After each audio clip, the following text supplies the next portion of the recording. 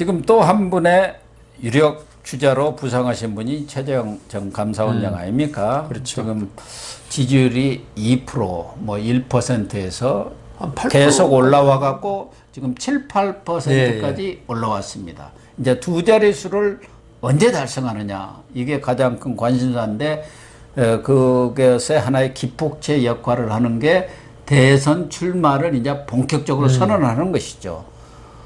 지난 7일에 정치 참여를 선언을 했습니다만 아직 대선 출마한 거는 없단 아니죠. 말이에요. 예. 그런 그 출정식을 한 바는 없는데 지금 4일로 잡혔다고 합니다. 예. 4일로 예. 정식. 그런데 이번에는 전에 윤석열 전 총장은 윤봉길 기념관에서 했죠. 오프라인으로 했는데 지금은 코로나 상황 아닙니까? 네. 그래서 온라인으로 하는 것 같아요. 문제는 과연 어떤 메시지를 내놓을 것인가. 지난번 윤석열 전 총장은 문재인 대통령에 대한 비판에 좀 초점이 맞춰졌죠. 네. 그렇다고 한다면 물론 뭐 최 원장. 전 감사원장도 뭐 법치라든가 또 자유민주주의 이런 확립이라든가 그런 근본적인 것은 뭐 윤 전 총장하고 같겠지만 뭔가 좀 차별화하는 메시지를 내놔야 하지 않겠습니까? 아, 그게 당연하죠. 네. 지금 오늘 아까 고 교수님 말씀하신 대로 윤 총장이 국민의힘 입당도 최재형 원장하고 차별화 전략을 썼거든요. 그러면은 윤석열 총장이 사실 좀 선점해서 이슈를 공정, 네. 뭐 이 사실 문재인 정권이 가장 비판받는 게 공정입니다. 정의와 공정인데 법치. 네. 근데 이게 공교롭게도 두 분 다 법조인이고 그렇습니다. 이런 상태에서 최재형 원장이 지금 뭐 경제적으로 뭐 어떻게 하겠다. 그다음 뭐 외교적으로 뭐 하겠다. 이게 참 안 어울려요, 지금은 현재는. 그런 상태에서 최재형 원장이 제일 내세울 수 있는 게 역시 공정과 법치였는데 이걸 윤석열 총장이 먼저 해버렸단 말입니다. 이런 상태 좀 답답할 것 같아요, 지금. 어떤 메시지를 내놓을 것인가. 뭐 공정과 법치는 당연한데 이걸 어떤 식으로 포장해가지고 국민들 귀에 쏙쏙 들어오게 만드느냐. 왜냐하면 최재형 원장은 있죠. 오늘 아까 우리가 윤석열 총장의 전격 입당 이야기했지만은 최재형 원장의 뭐 전격 이것도 안 어울려요, 그분이 이미지상 어떤 안정감을 주는 분 아닙니까? 그런 안정감을 주면서 또 어떤 신선감을 준다. 이것도 서로 모순되거든요. 그래서 그 최재형 원장으로서는 지금 다음 8월 4일 같으면은 뭐 수요일쯤 되겠네요. 그 놔두고 지금 엄청나게 고심하고 있을 겁니다. 근데 그 뭐 메시지를 출마 선언문은 거의 작성을 하고 마지막 손질 작업을 한다고 그러는 것 같아요. 얼핏 제가 듣기로는 좀 차별화하려면은 좀 미래 비전적으로. 지난번 부족했던 게 윤 전 총장이 그거 아니었어요. 그렇죠. 과거에 대한 단죄 이 위주로 갔었죠. 근데 이제 최 전 감사원장은 좀 내가 집권하면은 어떤 나라가 될 것이다. 그런 쪽에 더 좀 초점을 맞췄어요. 그러겠네요. 그럴 수밖에 없네요. 그게 최재형 원장의 뭐 전공 분야는 아니지만 전공은 아니에요. 명백히 고지하는 분들이 있어요. 판사했죠. 감사원이란 것도 미래를 설계하고 한 기관 아닙니다. 과거를 갖다가 공무원들이 일을 갖다가 어떻게 했나를 들여다보고 바로 잡는 기관이 결국 사정기관이었거든요. 사정기관. 둘 다 법원도 사정 뭐 기관이라고 하지 않지만 나도 사정을 하는 기관이었고 그래서 최재형 원장으로서 미래에 대한 어떤 그러니까 제 생각에는 미래에 대해서 뭐 부동산 문제 이런 어떤 디테일한 이걸 하는 거는 별로 신선감은 못 줄 것이다. 그래서 제가 생각할 때는 최재형 원장으로서는 좀 아주 톡톡 튀는 아이디어를 하는 게 어울릴지는 모르지만 좀 발상이 쉽게 되지 않는 어떤 미래에 대한 비전을 갖다 내놔야 되는데 그러니까요. 그게 실수입니까? 그게 저도 생각 안 나요, 지금. 그래도 국민들한테 첫선을 보이는 거 아닙니까? 뭔가 좀 감동 있고, 그래? 그러니까, 이건, 아이디어네? 다르네, 이렇게. 기존 정치인과 다르네. 내지, 신선하다. 예를 들면, 이제 모병제를 실시하겠습니다. 그래서 청년들의 일자리도 해소를 하고, 그거 모병제하면 그거 다 취업이 되는 거 아닙니까? 취업이죠. 그리고 제가 늘 얘기했지만 학제도 대폭 개편해 버리겠다. 그거 좋으시네요. 6학년까지 지금 다닐 필요가 없습니다. 그 4년으로 그냥 줄이고. 4년을 줄여버리고 예, 예. 그러면은 학부모들도 부담도 줄고 그럼요. 빨리 또 사회에 나오면서 그러니까 그 어떤 이 결혼도 생산 빨리 할 수 능력도, 있고. 생산 능력도 늘어나고 이게 뭔가 이렇게 획기적인 거. 획기적인 걸 내놔야겠네. 국민들이 볼 때 깜짝 놀랄 그런 게 좀 나왔습니다. 근데 그 출마의 출사표 아닙니까? 네. 출사표는 좀 아무래도 추상적이 될 수밖에 없는데 그렇죠. 고 근데 교수님 이제 말씀하신 그런 정책들은 나중에 어떤 공약 사항으로 내놓으면 좀 이제 그래도 공약 사항 내놔도 충분히 국민들한테 신선감을 주죠. 아니 그러니까 뭔가 하거나 미래 대한 비전을 확실히 해야 그 하는데 다른 주자들과 다른 걸 해줘야 되는데 뭐 일자리든가 예. 뭐든가 하더라도 자얏하게 내놓을 수 있겠느냐. 그래서 결국 내놓는 게 그 저기 뭐 문재인 정권의 어떤 그 공정과 비법치에 대한 이런 그걸 바로잡겠다. 이것밖에 지금 생각이 나는 게 없어요. 부동산 정책과 관련해서 어떤 또 새로운 대안을 네, 내놓을 네. 수는 있지요. 지금 제일 국민들이 그 아파하는 절박하게 거죠. 느끼고 피부로 이렇게 느끼는 것은 네. 바로 부동산 문제 아닙니까? 이런 것에 대해서 나는 이런 부동산, 다른 것은 차차 공약으로 발표를 하겠지만 가장 우리 국민들이 지금 고통을 받고 절박하게 느끼는 이런 분야는 어떻게 하겠다 할지 뭐 그런 몇 가지 중요한 아젠다들을 그러니까 제시할 수 있지 제 않겠습니까? 생각에는 그 본인이 하는 출마의 변이 있지 않습니까? 이건 좀 많이 할 수가 없어요, 지금 현재. 오히려 그 끝나고 나서 기자회견이 있지 않습니까? 네. 기자회견에서 기자들한테 어떤 이런 질문을 받도록 좀 유도해 주는 거. 요런 거 하면서 좀 고 교수님 말씀하신 여러 가지 획기적인 안, 이런 걸 내놓는 걸로 가는 게 맞지 않느냐. 왜냐하면 출마 변에서는 어떻게 지금 너무 늦어가지고 좀 선점을 당해가지고 해볼 수 있는 방법이 적지 않나 그렇게 생각합니다. 어쨌든 오랫동안 이 출마 변을 써온 걸로 알고 네. 있기 때문에 또 판사님이신데 오직 꼼꼼히 그러니까요. 생각을 하시겠습니까? 뭐 이렇게 최재형 전 감사원장도 이제 본격적으로 대권 레이스에 뛰어들었고 또 그 참모진들도 이제 보강을 바로 하는 것 같습니다. 그래서 외교 안보 분야는 천영우, 현재는 한반도 미래포럼 이사장인데 뭐 네. 육자회담 수석대표도 오셨고 한반도 평화교섭 본부장도 한 아주 전문 외교통 아닙니까? 그렇죠. 외교안보 수석도 네, 오셨고 예. 청와대에서. 그리고 언론 미디어 쪽은 전 중앙일보 편집국장인 김종혁 씨를 아마 영입하기로 이렇게 대충 내정이 된 것 네. 같습니다. 그래서 지금 또 하나는 이제 정책 분야 이런 분야에도 뭐 곧 총괄하는 사람들을 이렇게 포맷이라 한다거나요. 예, 예. 그렇게 해 나가는 것 같은데 지금 윤석열 전 총장 측에서도 최재형 전 감사원장 측에서도 가장 탐을 내는 사람이 윤희숙 의원이라고 하네요. 그런데 서로 뭐 윤희숙 의원도 지금 후보자로 나와서 후보지만 뭐 이제 어쨌든 예. 상식적으로 본다면은 결국은 이렇게 어느 판단을 쪽으로 가지 한다면은 않느냐. 그분이 뭐 4강까지, 예. 4인 압축까지는 못 들어가려고 본다면은 결과적으로 누군가를 선택해야 그렇죠. 할 예. 누구를 선택할 것 같습니까? 글쎄요. 아니, 한번 점을 쳐보세요. 전에 윤석열 전 총장은 미리 다른 사람은 몰라도 거기는 찾아가가지고 나하고 정치 좀 같이 하십시다 했잖아요. 예. 저는 뭐 그래도 윤석열 쪽으로 가지 않을까. 성향이 좀 그런 것 같죠. 왜냐하면 윤희숙 성도 같은 윤 씨네요. 그러네. 예. 근데 윤희숙 의원이 예. 쭉 낸 메시지라든가 이재명 지사하고 어떤 그 기본소득에 관한 어떤 논쟁 이런 걸 보면은 조금 용감한 면이 있더라고요. 예. 여성으로서 어떤 꿀리지 않고 이런 면이 윤석열 총장의 어떤 캐릭터하고 좀 유사한 면이 있지 않느냐. 예, 그런 물론 면이 이제 여기는 대통령한테 되던 거고 여기는 상대방 그 정치인하고 서로 다툰 거지만 거의 사실은 그 최재형 원장을 보강해주기 위해서는 윤희숙 의원 같은 분이 필요하지만 이 서로 또 최재형 원장으로서 윤희숙 의원이 또 그렇게 좀 부담스러울 수도 있어요. 그럴 수 있겠죠. 최재형 원장의 어떤 그 성격으로 봐서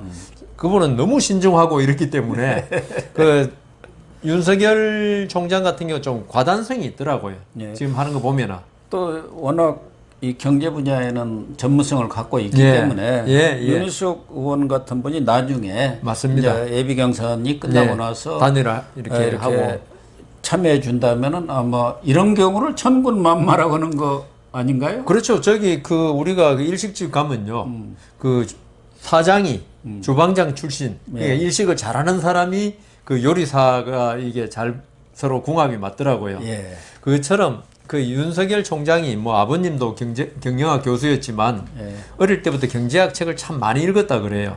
그리고 이번에 3월 4일 날 사퇴하고 나서도 경제학 공부도 많이 했고 아니 윤희숙 의원으로서 딱 가가지고 말을 몇 번 해보면 통해야 되는데 그렇지 않으면 힘들 거 아닙니까? 언제 그 이제 7개월 남한테 가르쳐가지고 이게 그 자기가 개인적인 실력이 없으면요 아무리 가르쳐도 소용없습니다. 그 공개된 장소에 나가서 엉뚱한 소리 한다고요. 예. 그래서 윤희숙 의원으로서는 이제 물론 윤희숙 의원이 딱 보기 누가 비전이 있냐고 이제 그걸 판단하겠지만 그러겠죠. 그게 우선이죠. 예, 근데 이제 아니, 지지율이 뭐 그 최재형 원장이 갑자기 팍 올라가지고 안 그런 한에서는 윤희숙 의원도 될성 부른 나무에 그 가지 않겠는가. 어디 조간신문에서 양측에서 서로 그러니까요. 땡겨 가려고 애쓴다고 해서 한번 얘기를 해본 거고요. 예. 지금 밖에 있는 분 중에 예. 이제 12명이 됐어요. 안철수 국민의당 대표가 있고요. 김동연 전 경제부총리. 예. 또 한 분 아직 안 들어왔지만 임태희 예. MB 정권 때 청와대 비서실장. 실장했죠. 예. 지금 어디 경기도에 대학의 총장을 맡고 있는 걸로 알고 있는데요. 또 한 사람은 장성민 씨라고 저희들하고 방송도 많이 했죠. 예. 시사탱크라고 아주 유명. 그 DJ 정권 때 요 국정 상황실장을 했습니다. 구로에서 국회의원을 하다가 중간에 선거법 위반으로 중도 사퇴하고 중도 사퇴를 했는데 뭐 장성민, 임태희 씨 이런 분들은 입당을 해서 대선 후보로 출진을 한다 해도 큰 변수는 되지는 않을 것 같고 되죠. 예. 또 하나는 김동연 전 부총리 이분은 여당인지 야당인지를 모르겠어요. 저는 또 뭘 하겠다는 것인지 안 하겠다는 것인지 무슨 정치 세력 교체를 해야 한다 뭐 이런 주장을 하고 있는 것 같은데 뭐 제가 잠재력은 있는 분인데 역시 공무원이구나 그 그런 어떤 생각이 한계를 못 벗어난다는 예. 느낌 많이 받아요. 우리 행정고시 동기고 저도 뭐 잘 아는 분이지 않습니까? 예. 뭐 그리고 스펙도 좋아요. 덕수상고를 나와가지고 국민대학교를 나와서 행정고시를 합격해서 우리 동기 중에서 우리 동기 장관을 몇 분 했는데 부총리까지 오른 분은 딱 유일하죠. 예. 그리고 집안 그리고 사람이 참 점잖고 뭐 경제적 저 기재부 예산실장도 했으니까 아주 뭐 어떤 경제에 경제에 관해서는 통이고 그래서 문재인 정부에서 부총리까지 했는데요. 좀 전에 고 교수님 말씀하신 대로 어떤 정치적 결단, 정치는 결단 아닙니까? 여기에 좀 약하다. 그래서 저는 이분은 있죠. 물론 뭐 김종인 위원장도 뭐 많이 띄워주시던데 그렇다고 해서 이건 좀 항성이 되기에는 힘들지 않는가. 어떤 다른 유력 대권 주자를 도와줘서 그분의 그러니까 김동연 부총리의 경륜을 펼 수 있는 후보가 있거든요. 경제를 그만큼 잘하니까 이런 역할을 하는 게 맞지 않느냐. 그래서 김동연 부총리 여러 가지 이야기하지만 김동연 부총리가 주장하는 정권 뭐 세대 교체, 정치 교체 이런 걸 읽고 이런 걸 받아들이는 후보가 있을 거 아니겠습니까? 뭐 다 받아들이겠다 그러겠지만 자기도 뭐 부총리까지 했으면 사람 보는 눈이 있을 거니까 그쪽하고 빨리 캠프에 들어가 가지고 어떤 정권 교체에 힘을 합치는 게 맞다.